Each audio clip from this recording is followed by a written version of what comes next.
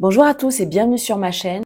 Aujourd'hui, je partage avec vous mon analyse sur le parcours d'Apsatoussi et la grosse erreur qu'elle a commise selon moi, qui est sans doute à l'origine de tous ses déboires professionnels et juridiques. Mais avant tout, je tenais à vous remercier tous pour tous vos messages d'encouragement. Vraiment, ça me touche énormément. Vraiment, mais vraiment.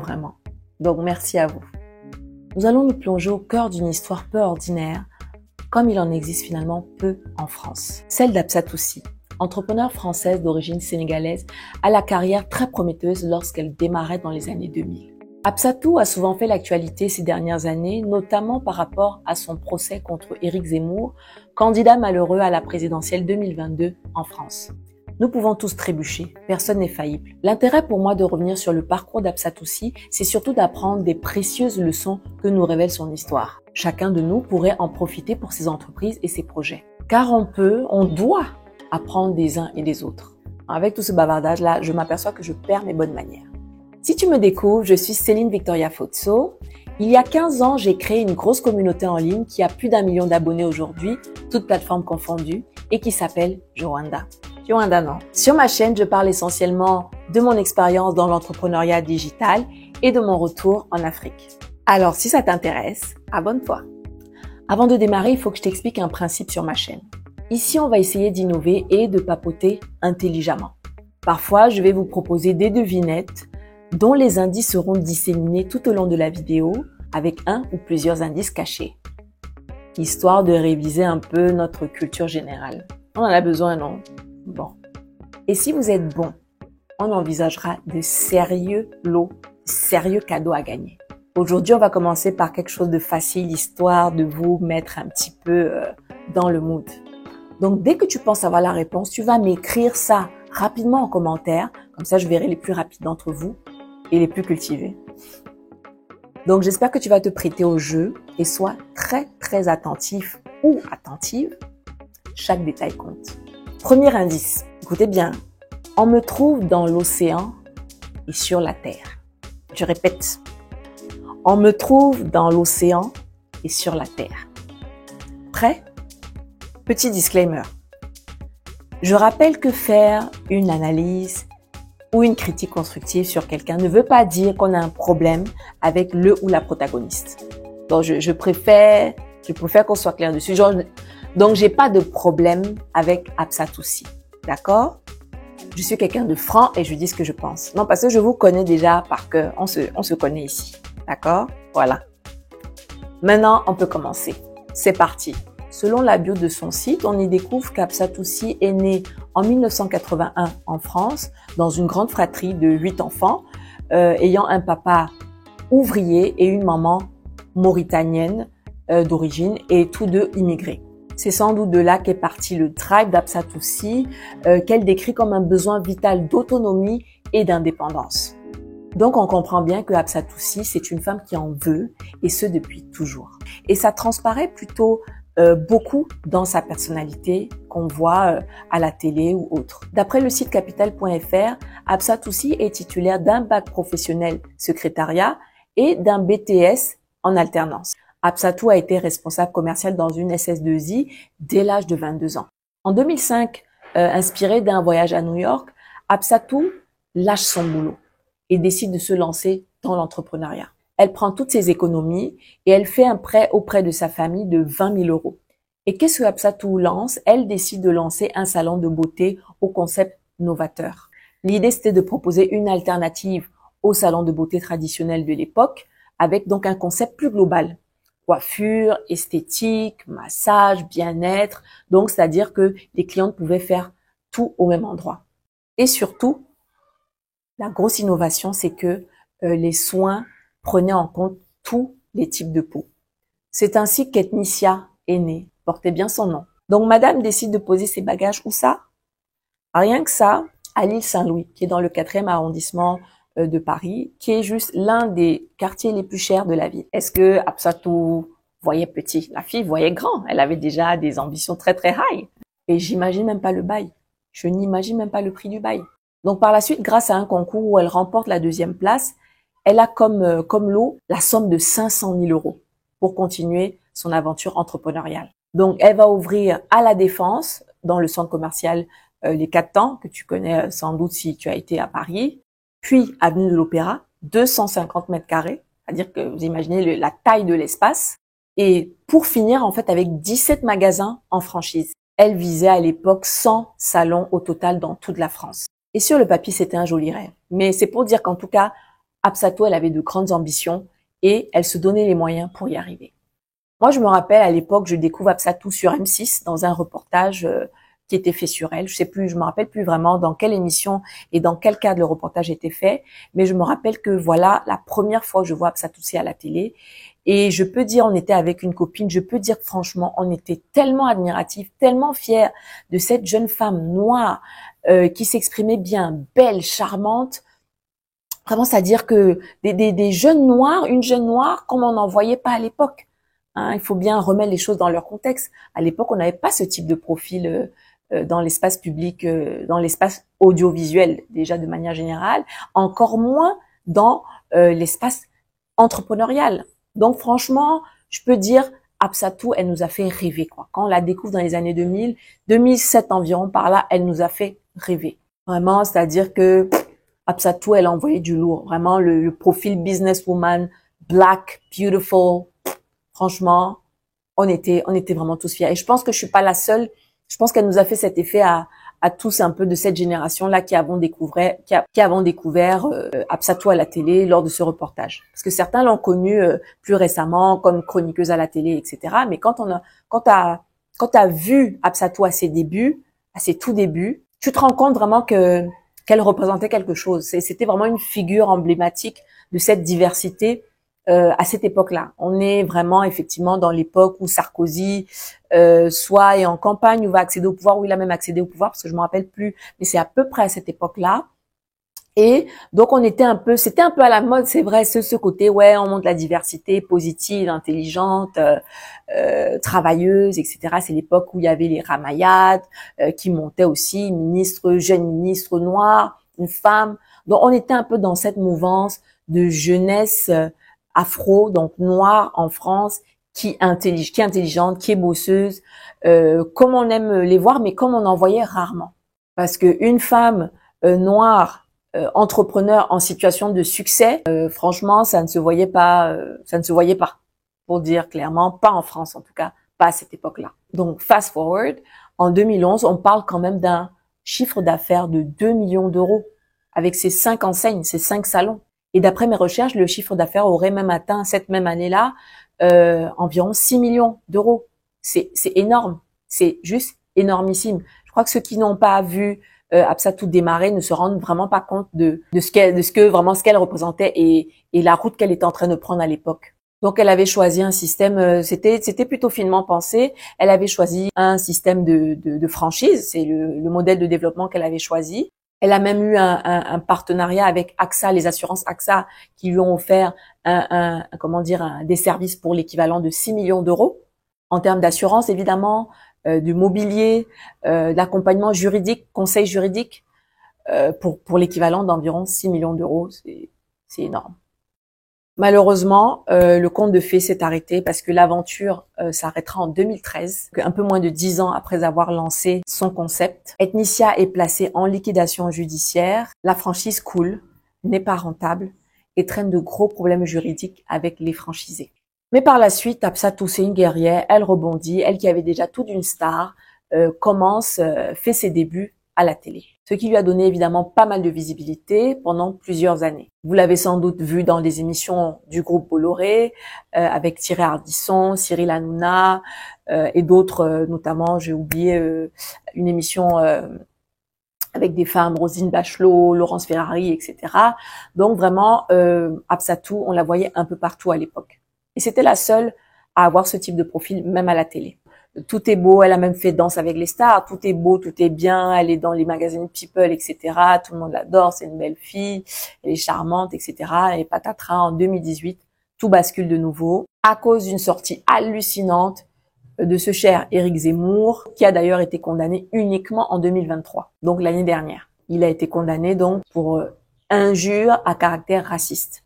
Je comprends qu'elle ait pu être choquée, courroucée par ce qu'il lui a dit, et C'est même pas Absatou seul qui devait l'être, mais toute la France en fait.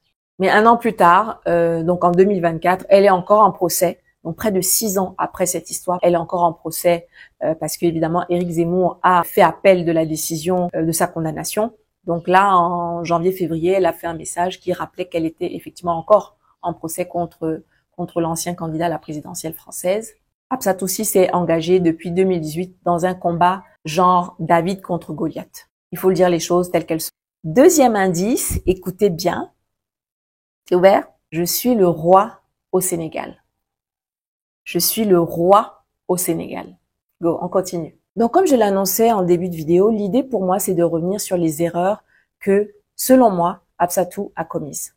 Je vous ai parlé en début de vidéo d'une grosse erreur que Absatou a commise selon moi, mais en fait, je vais partager 3 erreurs selon mon analyse. Commençons par la 3e, l'opportunisme naïf. Donc en 2018, lorsque Absatoussi a son altercation avec Éric Zemmour à la télé, Absatou est vraiment en pleine croissance. Elle a une notoriété grandissante. On la connaissait vraiment principalement pour justement ses chroniques dans les émissions à la télé. Mon analyse, c'est que Absatou a eu la naïveté de penser que sa notoriété pourrait la sauver de n'importe quoi. Comme on dit vulgairement chez nous, elle pensait qu'elle était arrivée. Elle pensait qu'elle avait finalement éclaté le plafond de verre dans un pays comme la France. Et peut-être dans un sursaut d'orgueil, elle a pensé pouvoir mener une bataille, commencer une bataille avec toutes les armes à sa disposition. Et peut-être notamment de ne pas admettre que pour cette fois-ci, peut-être qu'elle était vaincue, que pour cette fois-ci, peut-être qu'elle ne pourrait pas remporter le combat qu'elle s'apprêtait à lancer. Parce que comme je disais tout à l'heure, c'est un combat de David contre Goliath. C'est-à-dire que Absatou avait toujours un rêve, c'est de faire partie de ce milieu-là. Elle a pensé qu'elle faisait partie intégrante de ce milieu. Elle a pensé qu'elle était devenue l'un des leurs. Quand je parle de ce milieu, c'est-à-dire le milieu du showbiz, de la télé, mais elle n'a pas vraiment compris quelles étaient les règles. Elle n'a pas compris quel est le rôle qu'on lui avait attribué en l'acceptant, on va dire, de manière superficielle ou de manière apparente dans ce milieu-là. C'était à certaines conditions, c'est-à-dire à condition que tu la fermes, à condition que tu fasses ce qu'on te demande tranquillement. C'est-à-dire que selon moi, hein, c'est mon analyse, quand on t'appelle comme ça, c'était un peu comme leur carte diversité. Vous savez, quand on fait un programme, on essaie de mettre des ingrédients. Et il n'y a pas de problème, hein, parce que quand on conçoit un programme, on met des ingrédients, ça veut dire des personnes, des éléments, on met tout un ensemble de choses qui vont permettre au public de se reconnaître, d'adhérer au programme. C'est pas un procès par rapport à ça. Mais quand on t'appelle par rapport à cette carte-là. On t'appelle pas au fond parce que tu es trop intelligente, parce que tu es trop belle, parce qu'on t'aime trop. Non, on t'appelle pour venir remplir une mission et on s'attend évidemment pas à ce que tu craches dans la soupe. Parce que c'est comme ça que les gars ont dû prendre ça. Les gars ont dû... Ardisson avait fait une sortie là, disant très... D'ailleurs, j'avais pas trouvé ça très élégant, mais bon, c'est de bonne guerre, vous me direz. Voilà, il avait un peu parlé du fait qu'il lui avait fait des avances de salaire, etc. C'est des détails qu'on n'était pas obligé de savoir. Mais c'était en fait... Moi, ce que j'en ai conclu... Finalement, je comprends que quand il dit ça, c'est pour dire, attends, on t'a aidé et c'est comme ça que tu nous remercies. On t'a aidé et c'est ce que tu nous fais. Donc, c'est un petit peu en mode, ouais, on te met en haut, mais tu nous craches dessus. Au lieu de manger son riz au calme, c'est-à-dire que de prendre son argent, financer ses projets, augmenter en notoriété, pouvoir justement faire grandir tous ses business, etc. grâce à cette visibilité-là, elle a choisi une autre route. Je vais pas dire que c'est pas une route qu'elle devait pas prendre, mais dans toute bataille, il faut savoir évaluer les forces en présence. Dans toute bataille, il faut savoir est-ce qu'on a des chances de l'emporter pour savoir si ça vaut la peine de s'engager ou pas. Parce que je dis bien que c'est un combat de David contre Goliath. Et parfois, je pense que la naïveté, peut-être les encouragements de certains qui n'évaluent pas bien certaines situations ou autres peuvent vous amener c'est-à-dire à prendre de très mauvaises décisions. Et encore une fois, je condamne tout à fait les propos de Zemmour. Je comprends sur le principe pourquoi elle a porté plainte et d'ailleurs elle a gagné, donc ça veut dire qu'elle avait raison. Mais au final, pourquoi?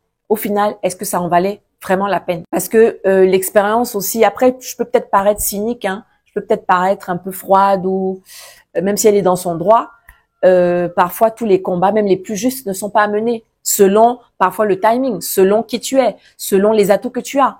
C'est triste, Mais c'est le monde dans lequel nous vivons. Et même les combats les plus justes sont à mener avec stratégie. On va pas avec l'esprit va-t-en-guerre comme ça, j'ai envie de dire, sur un coup d'émotion. Hein, c'est là où ça devient très dangereux. Et je répète, même si elle est dans son bon droit, même si elle a raison sur c'est-à-dire sur toutes les formes, sous tous les angles. Parce que Hapsatou est allé en guerre contre un système, contre une machine. Et une machine qui, on peut ne pas nous dire, hein, mais on a quand même vu les films, on a vu des séries, on a lu, on connaît un peu l'histoire, parce que finalement l'histoire se répète. Il n'y a rien qui arrive là qui soit propre à Hapsatoussi. Mais l'histoire nous enseigne aussi, lorsque le rouleau compresseur est lancé, c'est difficile d'y échapper. Quand ces gens-là, quand je dis ces gens-là, c'est-à-dire les gens d'un système, quel qu'il soit, et je parle pas spécifiquement en France, où que ce soit, quand il y a un système établi en place quelque part, quand le rouleau compresseur est lancé, c'est difficile pour toi, David de ton état, de combattre Goliath. Faut laisser les films aussi où le plus faible gagne contre le plus... Oui, c'est l'idéal et c'est ce dont on rêve tous. Mais la réalité est autre. Et elle viendra pas, elle n'a dit que dans son poste, là, elle n'a dit qu'un petit bout de ce qu'elle vit. Mais à vrai dire, je pense de manière réaliste, ça doit être un peu chaud. Ça doit être chaud. C'est-à-dire que déjà psychologiquement, vous imaginez en tant qu'entrepreneur ce que ça vous cause mentalement alors que vous avez besoin de toutes vos énergies pour mener à bien vos propres batailles, c'est-à-dire entrepreneuriales. C'est très, très lourd. D'un point de vue un peu froid comme ça, je me demande finalement la nécessité, même si bien fondée, d'avoir dénoncé ce problème-là. Est-ce que j'ai la prétention de savoir ce qu'elle aurait dû faire? Je vais pas dire oui. Non, je vais pas dire oui. Vous imaginez après ça, le mec, il s'est présenté aux élections présidentielles, a dit que le truc, c'est un pétard dans l'eau. Pétard dans l'eau, là où peut-être même d'autres pays comme les États-Unis, tu vis un truc comme ça, mais oublie la politique. Mais ce gars, ça l'a même pas. Ça dit que les gens ont oublié.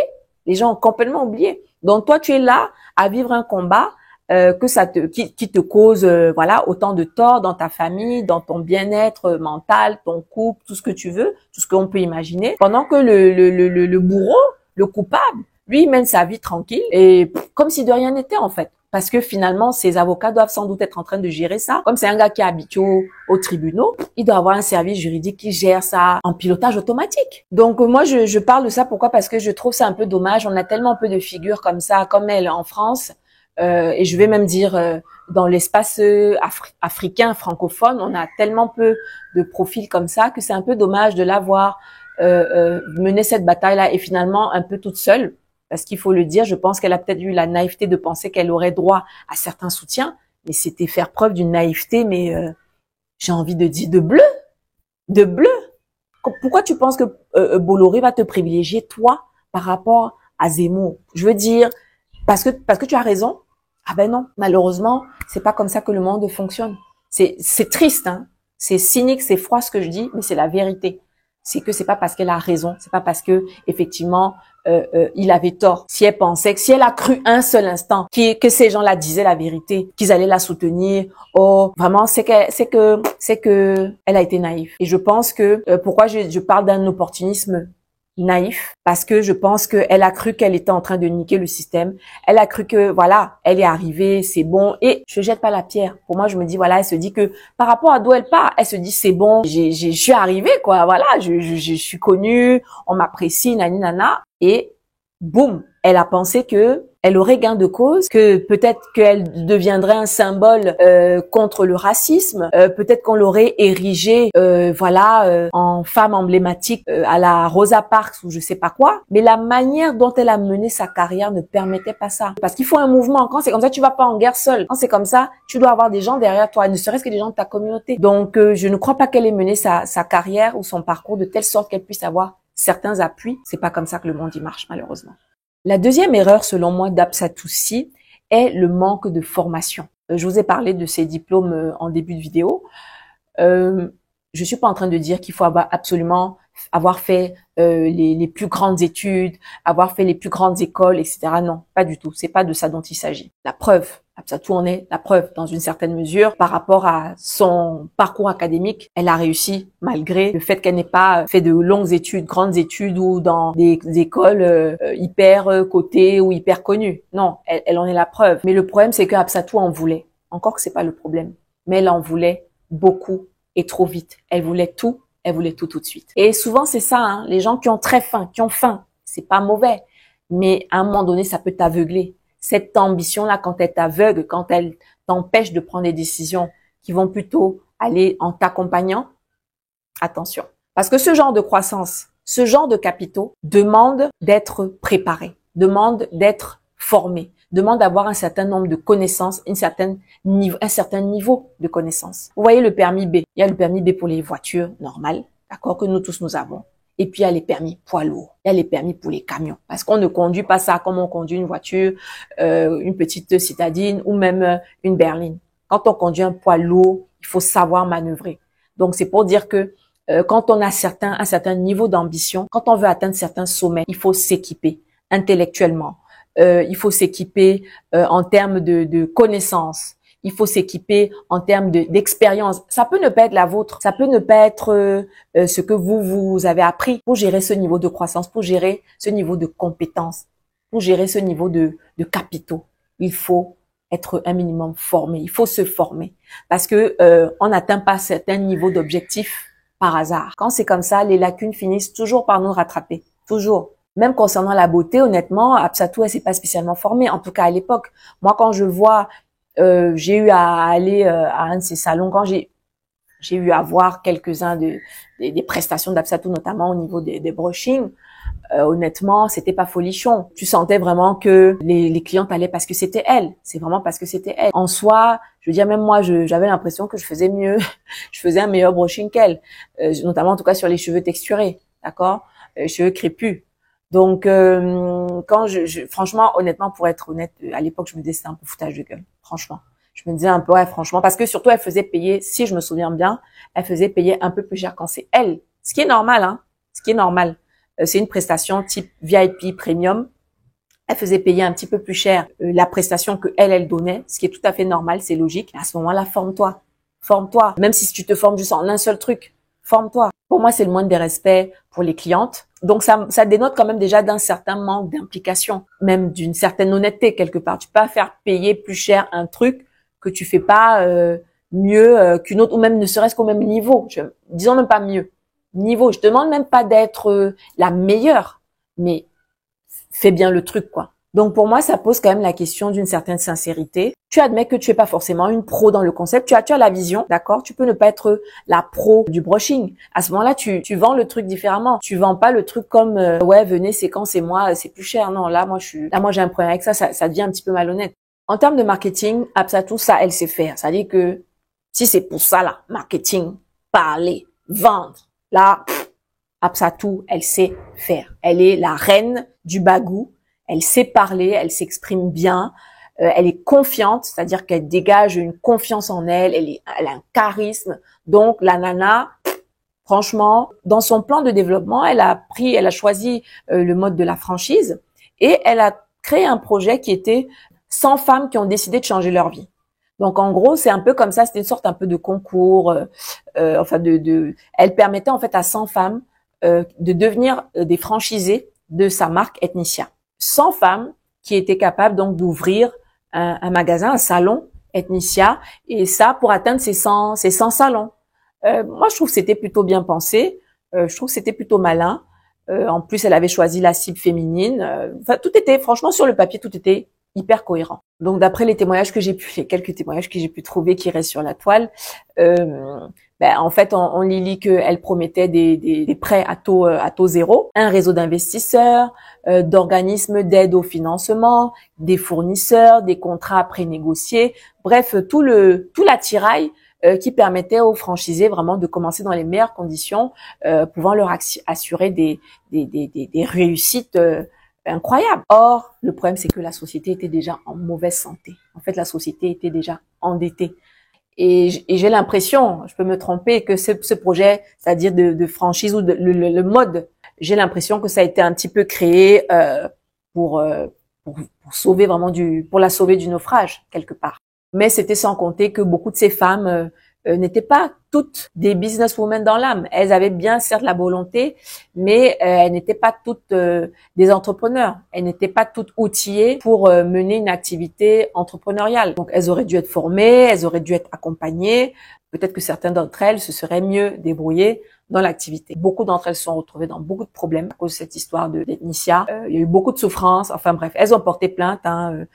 Comme je parlais de la situation au début, beaucoup de problèmes juridiques ont eu raison d'ethnicia. Le projet d'expansion d'ethnicia est le même projet qui l'a fait couler. En fait, c'était aller trop vite, trop loin, et pas forcément avec les bonnes personnes, ni les bons outils, ni la bonne préparation, ni la bonne structure, ni la bonne organisation.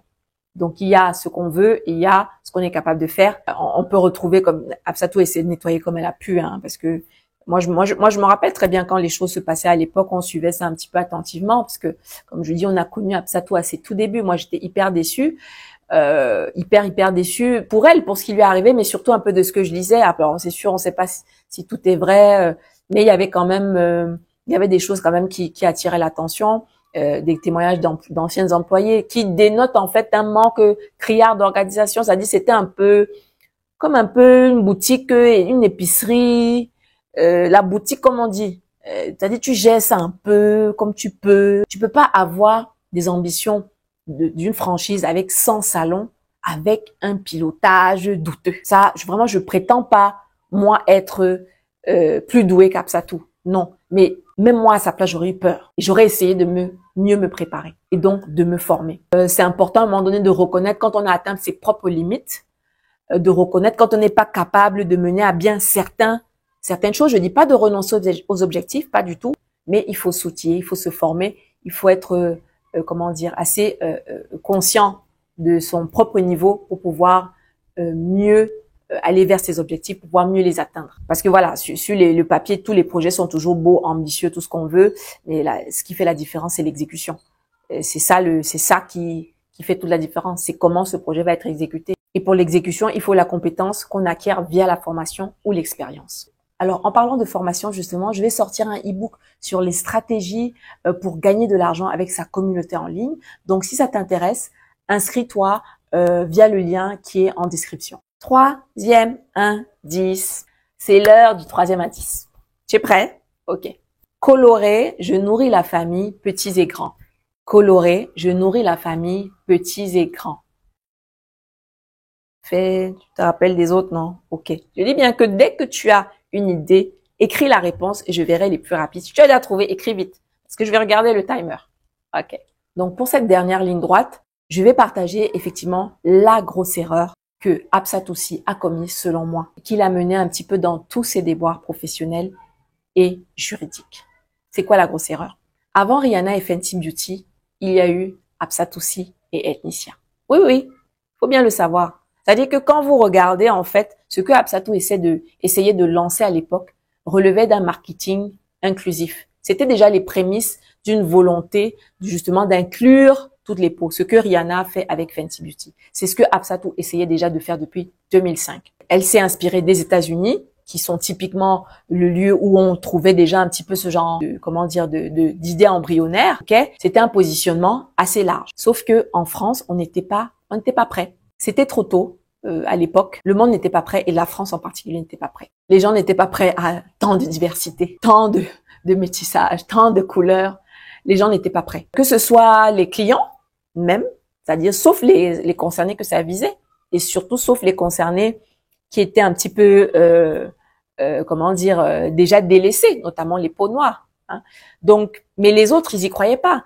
Et aussi bien donc la presse, aussi bien les financiers, etc. À l'époque, on ne croyait pas, puisque à l'époque, on se disait que black doesn't sell. On disait que black doesn't sell, ce qui est pour moi aberrant et complètement stupide, ou alors volontairement stupide. Mais voilà, c'était un peu ça la tendance de l'époque. Il n'y avait pas les Aya Nakamura, il n'y avait pas les Rihanna à l'époque, il n'y avait pas l'urbain n'avait pas pris cette place. L'afro n'était pas encore chic, c'était pas encore devenu hype. Les noirs n'étaient pas encore à la mode, d'accord? Il faut dire ce qui est. Elle était un peu en précurseur à cette époque-là. Donc, elle arrivait trop tôt dans le game. Elle arrivait trop tôt. Trop, je dis trop, parce que bon, c'est un peu ça les pionniers, mais trop parce que pour la suite qui s'est passée. Mais à vrai dire, elle était en avance un peu sur son temps. Et quand on est en avance sur son temps, ben forcément, il y a un manque d'adhésion à un certain niveau. Et le problème, c'est que selon moi, Absatoussi n'a pas misé sur sa communauté. Et quand j'entends par communauté, oui, j'entends bien sa communauté noire. D'accord? Je ne reproche pas du tout d'avoir voulu faire quelque chose d'inclusif. C'était logique et c'était même smart. C'est ce qu'il y a de plus large. D'accord? C'est normal. Si tu peux viser un large public, marketingement, commercialement, financièrement, c'est le top. Mais c'était trop tôt. Et je vais vous raconter une petite histoire. Je vais vous raconter comment j'ai rencontré Absatoussi. Je l'ai rencontré 2 fois. Et la première fois, je la rencontre, on est à peu près en 2009. On est effectivement à son salon de l'opéra qui venait d'ouvrir, soit ça faisait quelques mois ou quelques semaines, je sais plus. Et j'y allais donc parce qu'à l'époque, j'organisais la soirée Joanda Party. J'étais en pleine promotion. Donc j'allais déposer 2 tickets que 2 clientes et amis avaient achetés. Donc je profitais pour aller leur déposer. Je pense que la soirée devait avoir lieu le lendemain ou un truc comme ça. Donc en fait, l'une des amies donc qui se faisait coiffer en fait par Absatou, les deux se faisaient coiffer par Absatou, et donc l'une d'elles me présente comme étant l'organisatrice donc de l'événement auquel elle va et celui pour lequel elle se fait pelle quoi, celui pour lequel elle se faisait pomponner. Du coup moi j'explique un petit peu à Absatou ce qu'est Joanda Party. Et je lui explique que c'est une soirée africaine, d'un nouveau genre, très trendy. Parce qu'à l'époque, faut mettre les choses dans leur contexte, c'est qu'à l'époque, il n'y avait pas de soirée africaine de ce type-là. Donc c'est vrai que j'innovais un petit peu avec Joanda Party. Et donc elle m'a fait une réponse que j'oublierai jamais. Du moins en tout cas. Je pourrais pas la répéter mot pour mot, mais elle m'a répondu par un conseil. Et moi, ce que j'en ai compris, c'est que il valait mieux ne pas labelliser mon événement, ma soirée comme étant africaine, parce que effectivement, il faut dire les soirées africaines à l'époque, c'était vraiment souffraient d'une image très peu qualitative. Franchement, il faut dire ce qui est. Les soirées étaient un peu un genre vilaps, hein, des gens un peu façon ringard. Il n'y avait pas de soirée type glamour, façon comme on voit aujourd'hui. Moi, je vous parle, on est en 2009. Donc, à l'époque, c'était pas du tout une tendance. Donc, je lui ai répondu typiquement qu'en fait, non, j'assumais pleinement que c'était une soirée africaine. Et mon but, moi, c'était de changer les choses, changer cette image et changer la manière dont les Africains pouvaient s'amuser dans une ville, en tout cas comme Paris. Donc, pour en revenir précisément à Absatou, donc son concept était effectivement de proposer un bel endroit à des femmes de tout type de peau, n'est-ce pas? Mais de ce que j'ai pu observer moi à l'époque, et je pense que beaucoup te le diront, c'est que à vrai dire la plupart des clientes d'Absatou, j'ai pas fait d'études statistiques ou autre. Parfois on peut aussi évaluer la fréquentation d'un endroit à l'observation. Moi, de ce que j'ai pu observer à l'époque, c'est que la plupart des clientes d'Absatoussi étaient noires. C'était plus des personnes issues de sa communauté noire. Donc les femmes noires y allaient pour elle. Les femmes noires adoraient Absatou, elles l'admiraient, elles s'identifiaient à elle parce qu'étant noire, elles s'identifiaient au rêve qu'elle représentait, à ce peut-être à quoi elles aspiraient. Elles y allaient pour Absatou, pour elle. Elles y allaient pas pour la qualité extraordinaire de ses services. Non, faut dire ce qui est. Absatou représentait quelque chose. Elles avaient envie parfois d'être coiffées par elle, pour ce qui est des femmes noires en tout cas, justement parce qu'il répondait à certains critères qualitatifs. La qualité des lieux était irréprochable, plus que la qualité du service en soi. C'est-à-dire quand je dis la qualité du service, c'est-à-dire il révolutionnait pas en soi les soins esthétiques, mais c'était l'idée d'aller effectivement dans le lieu très huppé, plus ou moins quand même, d'une frangine, sachant que la plupart souvent des endroits, faut le dire encore une fois, la plupart des endroits afro à l'époque, c'était difficile d'avoir un petit salon d'esthétique, un salon de coiffure dans des endroits pas trop reculés, ni en banlieue, c'est-à-dire centre Paris, des endroits nickel, tranquilles, où tu te rends facilement. C'était pas courant. Il fallait toujours aller dans un château rouge, dans un château d'eau. Je me coiffais à château d'eau, château machin truc, parce que c'est là-bas que tous les salons étaient concentrés, d'accord? C'est pas tant parce que ni pour la qualité du service là-bas, ni que j'aimais trop le lieu, même si c'est vrai, ça avait le côté, tu avais un peu l'impression d'être au pays et tout, mais voilà, c'était le seul avantage. Et le problème, c'est que Absatou n'a pas capitalisé dessus, tout simplement. Elle est restée campée sur ses positions. Elle est restée sur, ok, je vise large, je vise toutes les peaux, etc. C'est une chose que de lancer, mais il fallait, lorsqu'elle a constaté, parce qu'elle ne peut pas ne pas avoir constaté, lorsqu'elle a vu qu'il y avait des femmes noires, selon moi, elle aurait dû adapter son concept, c'est-à-dire, du moins, elle aurait dû adapter ses services au moins. Je dis pas qu'elle aurait dû changer ce qui était initial, parce que sur le fond, c'était une bonne idée. Mais en tout cas, à un moment donné, elle devait décider de se concentrer sur cette cible noire-là qui, visiblement, était une cible qui adhérait beaucoup plus facilement à son concept. Elle a ignoré, volontairement ou pas, je sais pas, mais selon moi, elle ne peut pas ne pas avoir vu, et j'en conclus qu'elle a ignoré tous les signaux qui devaient lui indiquer une sorte de repositionnement, même temporaire, d'Ethnicia. Moi, ce que je lui aurais conseillé, typiquement, ce que j'observais, moi, c'est un peu à l'époque, moi, ce que je lui aurais conseillé, c'était de se concentrer sur ce segment de cible qui semble être un segment très porteur. Et c'est évident. Même tout le monde sait que les Noirs dépensent au moins 7 fois plus en matière de cosmétiques. Donc même les chiffres quand même le disent ça. Même si c'est pas nécessairement des chiffres en France, il y a quand même des études qui disent que les femmes noires dépensent beaucoup dans leurs soins esthétiques, aussi bien les cheveux que la peau. Donc elle aurait pu, sans forcément changer le concept, comme je dis, améliorer, personnaliser, peaufiner, pousser le plus loin les services concernant les peaux noires et métissées, qui sont des peaux qui se ressemblent en termes de besoins et autres. Elle aurait dû pousser le concept sur ces services-là, encore plus, encore plus poussés, vraiment. C'est-à-dire avec des produits beaucoup plus adaptés, des soins vraiment particuliers pour cette cible-là. Peut-être elle en avait sans doute, mais comme je dis, mais moi je parle de pousser. Je parle d'aller encore plus loin.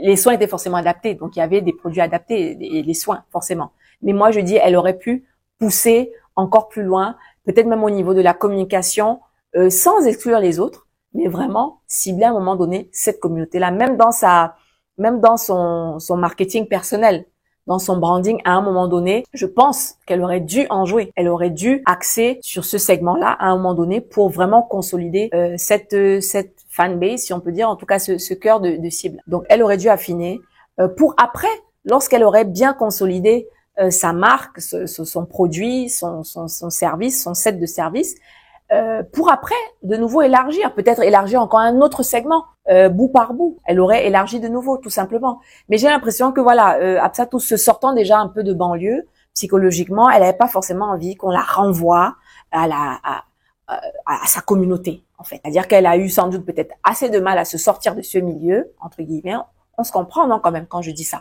À dire que, et c'est sans jugement, on sait que c'est difficile quand tu viens de banlieue en France. Donc elle a dû déjà, j'imagine, s'extirper de tous les stéréotypes liés à la banlieue. Elle a pu sans doute gommer un peu tous ces parce que quand tu vois Absatou, tu peux pas te dire que c'est une go qui vient de banlieue. Elle est pas dans les wesh machin, je veux dire, elle a su, peut-être qu'elle était plus jeune. En tout cas, elle a eu même un peu, j'ai envie de dire, l'intelligence de peaufiner un peu tout ça pour être davantage plus recevable dans la société française qui forcément allait la juger et forcément allait la rejeter dans certains milieux. Ça, c'est clair et c'est évident. Ça, clair et net. Et ça, au moins, elle l'a vite compris. Donc, j'imagine que peut-être repartir à une cible noire de manière assumée, je crois que psychologiquement, c'était un peu trop pour elle. C'était un peu retourner à ce qu'elle avait tout fait pour quitter. Donc, je pense, c'est un peu mon analyse, si je mets aussi un petit peu de psychologie dedans, je pense que c'est ce qui a pu arriver. C'est-à-dire, c'est ce qui a pu l'empêcher, soit consciemment ou inconsciemment, d'embrasser complètement cette cible-là et de prendre des décisions d'entrepreneur sensées en phase avec ce que le marché lui disait. Parce que à vouloir toucher tout le monde, à vouloir embrasser tout le monde, finalement, tu n'embrasses personne, tu touches personne. À un moment donné, il faut peaufiner son discours, faut aller le plus loin possible, quitte à, comme je dis encore une fois, quand on a consolidé, à élargir par la suite, même bout par bout. C'est un peu ça. Et c'est là où des gens comme les Rihanna, elles peuvent embrasser tout ça parce qu'il y a une force de frappe. La nana, elle s'est associée à LVMH à travers ne serait-ce qu'une participation dans la société en elle-même. Je crois qu'ils ont 51%, si ça n'a pas changé, et qui évidemment lui donne un réseau de distribution tel que Sephora. C'est-à-dire qu'il y avait une force de frappe qui pouvait toucher de manière impactante tout ce monde-là, et surtout les temps avaient aussi changé. Ça, il faut le reconnaître. Donc on peut avoir une super idée sur le papier, mais il faut qu'elle soit conforme avec le marché. Il faut que les deux soient en conformité. Donc je pense que Absatou n'a pas cru en sa communauté, elle n'a pas misé dessus, quand bien même la communauté a envoyé des signaux positifs pour embrasser ses besoins. Et je pense que ça a beaucoup conditionné la suite de son parcours, au moins du parcours d'Ethnicia. Je vais prendre l'exemple, par exemple, des Secrets de Loli, qui est une success story, franchement, que j'ai découverte il y a pas si longtemps, même si c'est vrai que ça fait quelques années que j'ai découvert la marque, qui a été lancée, je pense, en 2009, donc finalement pas si longtemps que ça après Ethnicia et qui a été fondée par une jeune dame qu'on appelle Kelly Massol et qui en fait a commencé dans sa cuisine en fabriquant des produits pour ses cheveux, notamment les cheveux ce qu'on appelle texturés. Ce n'est qu'au bout de 13 ans que Kelly a accepté en fait une entrée au capital. Elle s'est concentrée sur cette cible-là. C'est cette cible-là qu'elle visait. Elle s'est concentrée pendant 13 ans. Elle n'a fait que ça. Elle s'est autofinancée. Et donc, ce n'est qu'au bout de 13 ans d'autofinancement qu'elle a accepté, qu'elle a ouvert son capital à un fonds d'investissement pour une participation minoritaire dans sa société. Quatrième indice, et pour terminer, le dernier indice de notre devinette du jour, c'est ceci. Je suis plus qu'un simple repas, je suis un festin de couleurs et de textures, symbolisant la richesse culturelle. Je suis plus qu'un simple repas, un festin de couleurs et de textures, symbolisant la richesse culturelle. Qui suis-je? Alors là, c'est le dernier indice de la vidéo. Donc là, si t'as pas trouvé, c'est que bon, tu vas devoir aller réfléchir. Inscris donc ta réponse en commentaire et je vous donnerai la réponse dans la prochaine vidéo. Alors pour en revenir à notre vidéo du jour, j'aimerais beaucoup savoir ce que tu en penses, si tu es d'accord, pas d'accord, sur quel point. Franchement, dis-moi honnêtement en commentaire quel est ton sentiment par rapport à la thématique aujourd'hui. Est-ce que Absatou a commis quelques-unes de ses erreurs? Est-ce qu'elle en a commis d'autres que tu voudrais bien partager en commentaire avec toute la communauté? Voilà, vraiment, c'est free, poli, courtois, mais voilà, on échange et on s'édifie mutuellement. Dis-moi également, peut-être s'il y a un autre entrepreneur dont tu aimerais que j'analyse le parcours, ce sera avec plaisir si ça me parle. Merci de m'avoir écouté pour cette troisième vidéo. Bah, j'ai souffert pour la tournée, hein. Franchement, je vous en parle en behind the scenes. Mais bon, voilà, merci beaucoup. J'espère que tu t'es prêté au jeu des devinettes et que tu apprécies le concept. Tu veux haut, tu t'abonnes. Tu ne veux pas haut, laisse. Entre-temps, je suis à peu près sur tous les réseaux avec Céline Fotso, donc n'hésite pas à me suivre et à échanger également de ce côté-là. Allez, à bientôt. Mouah.